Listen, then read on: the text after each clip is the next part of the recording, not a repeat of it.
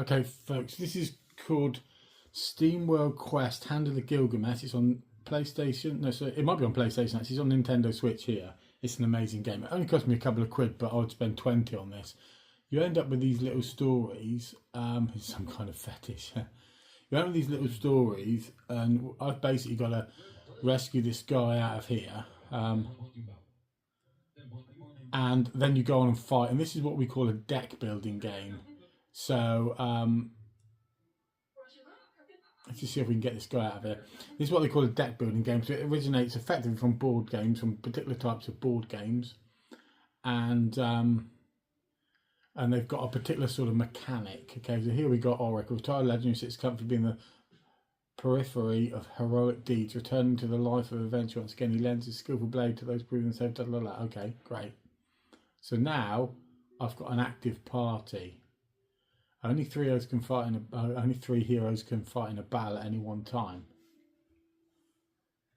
So here are my 4 guys. Now you go past those statues there, it gets you your health back, but it reinstates all the heroes. There are 2 separate cords operating the mechanism. Okay, okay, so we're looking for 2 levers, as they call it, levers. Okay, fixer, separate, generates 2 additional things, 1 per battle. Take cards. So you basically pick up cards as you go along. Here we go.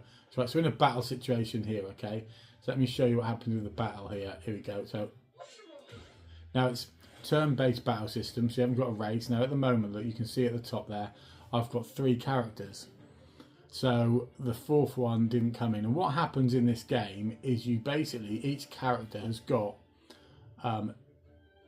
numerous ability cards. So the red is the person in the middle, the green the one at the top, and the blue the one at the bottom.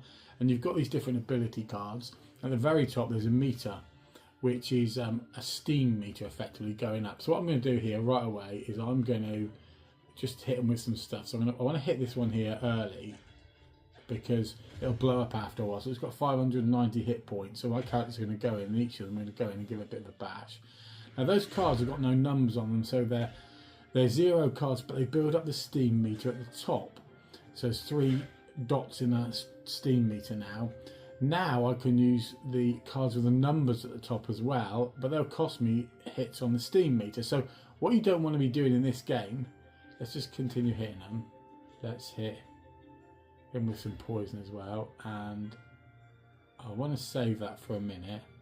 Let's put a mind barrier on there. So you've also got attack and defense cards. So what happens is you then spend those steam meter points. Now I've got 18 cards effectively, because each of my players can be equipped with 6 cards, although they might have more in their inventory. You equip 6 of these cards and use those in battle.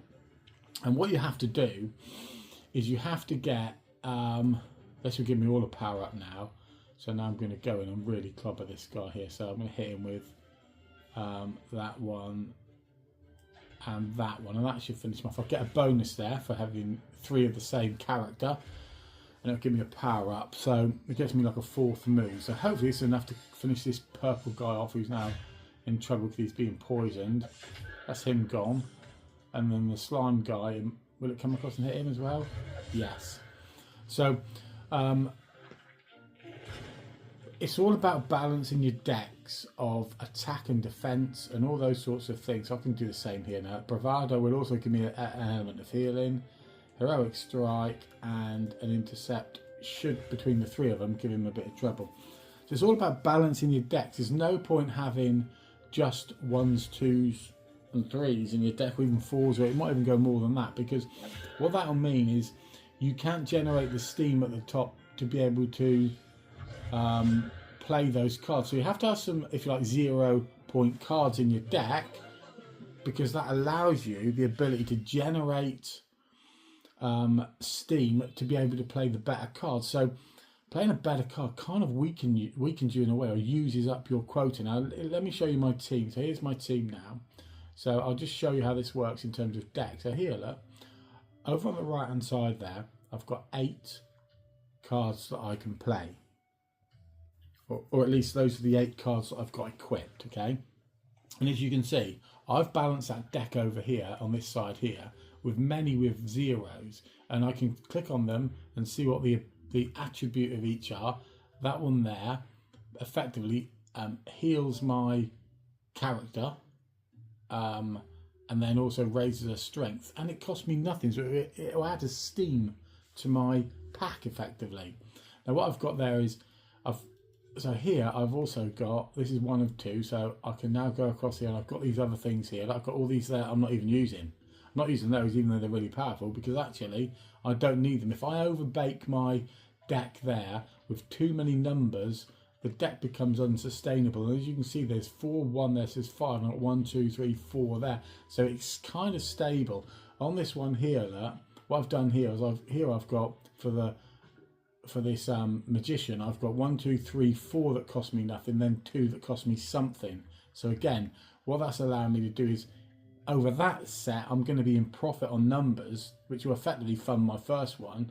And then over here, I've got 1, 2, 3. I've got more cards there, which are costing me money or costing me points than not. So it kind of works, but you have to work through your deck and tweak it and modify it. And you can also buy things as well to improve your characters. If I look at the equipment here as well, I've also got things like Ancient Sword there, which is my final hit effectively. And then I've got a Steel Bracer, which is giving me, basically they say takes the edge off enemy attacks. It's giving me additional hearts at the start. This guy here's got the same, but he's also got Power Servo, which gives them more strength and more magic. This one here's got a Leaf Fossil, which means they not only have better health but are protected from poison. So there's all these things going on in this game that happen. Let's see what this guy's got over here. Nothing. So he's got nothing at the moment, this guy. And like I say, that strength in there is his last move. So I'm probably not going to use him yet, but what I might do, active party. So there you go, that's the active party I've got. So as you can see, this guy over here is weak compared to the others, but he will level up quite soon. When I say weak, he hasn't got so many health points. He's got 375. That's basically what the game's all about. And then on top of that, you've got to go exploring. So I'm going to go down the little hole over here, and also as you go around, excuse me, you can hit those things away there and get money. Yeah, so you can go around, you can basically upgrade, explore, find new things, complete missions. Let's go on there and give myself a mana barrier. Let's poison one of these, and then let's also hit that guy there. Let's hit the same guy there with the creeping code. So I'm going to hit the top one. So my strategy is normally hit one of their characters first, because then I've probably gone the wrong way, because I think the bottom one's more like a mage and can perhaps heal the other one. But typically hit one character first, and then you've only got one to deal with, basically. Simple as that. Nothing more tactical than that. So I'm going to go here and I'm going to hit that one. And I'm also going to go regeneration, which will... No, I'll leave that for a minute. Let's go Steam Punch. There we go. Let's hit him with that. Regeneration allows my players to gain health as they're going along. So what I have done is I've balanced my deck a lot more in favour of health generation than not, than attack. So the battles do sort of go out a little bit more. And at the moment, you can see top right hand corner, my character's been hit by something which really reduces the green guy. At the very top, you might be able to see there's a sword and down arrow, so he can't really do a lot. I'm going to play regeneration with that one, so that will now mean my health will typically increase as we go along. I'm also going to give a mana barrier up there to that top guy as well. Up there. Oh, no, it doesn't do mend. Mana barrier. Let's have a look. Mana barrier. Up there, yep. And then we're going to hit some with something. Haven't got anything really to hit something. You got electrolyze. Let's hit him with that. So we haven't got a lot of attack here, but we can protect ourselves. Our guys will start healing quite nicely now. And that mana barrier can go above the 100, so it's almost can be like a buffer to receive damage as well. The green goes up, my guys are looking good. Now we can go in and start bashing these people. So 99 on that guy. I'm going to just go in and I'm going to hit the bottom guy actually. I'm going to go bravado on my character there. Let's see what it can do. I'm going to hit him with a cleave down here. If I've got a lot of hit points here, this is going to issue some serious damage. And the top guy hasn't got a lot of health left, so I might as well use it all up on this guy. As you can see right away, it's walloped him. I think it actually defaults across to the other bloke as well. Wallop, you're out, son. Bang. So that's them all done. So this is what you do, folks. And you might think to yourself, well, it's a bit repetitive. It is a bit repetitive, I will admit. But you're leveling up all the time. You're finding new cards to improve your characters. It's really good fun. I had to forget where I came from there. I think let's carry further on down. There's another guy here.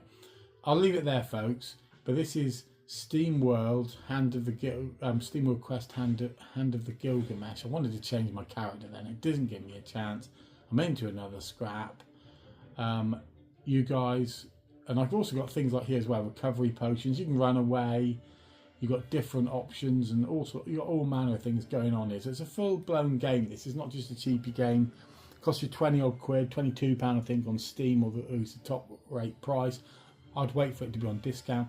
Try and get it for under a tenner. I got it for £2.5. It's amazing for that money. So, well worth a look. Catch you guys on the gaming schmaming flip side.